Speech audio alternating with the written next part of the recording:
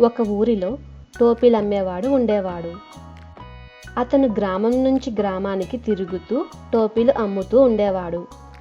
అది వేసవికాలం. ఒకరోజు చాలా వేడిగా ఉండడంతో అతనికి చాలా అలసటగా అనిపించింది.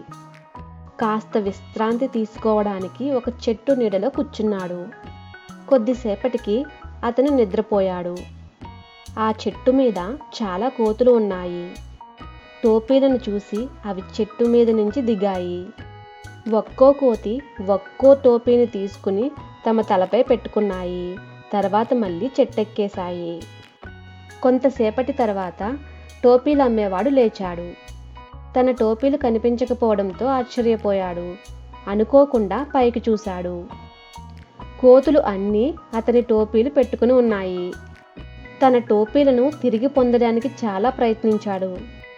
వాటిని చాలా రకాలుగా భయపెట్టాడు. కానీ ఎలాంటి ఫలితం రాలేదు. సడన్గా అతనికి ఒక ఆలోచన వచ్చింది. తన తలపై ఉన్న టోపీని తీసి నేలపైకి విసిరాడు. కోతులు కూడా అతన్ని అనుకరిస్తూ తమ టోపీలను నేలపైకి విసిరాయి. వెంటనే అతను టోపీలన్నీ తీసుకుని సంతోషంగా వెళ్ళిపోయాడు. తెలివితేటలు అద్భుతాలు చేస్తాయి.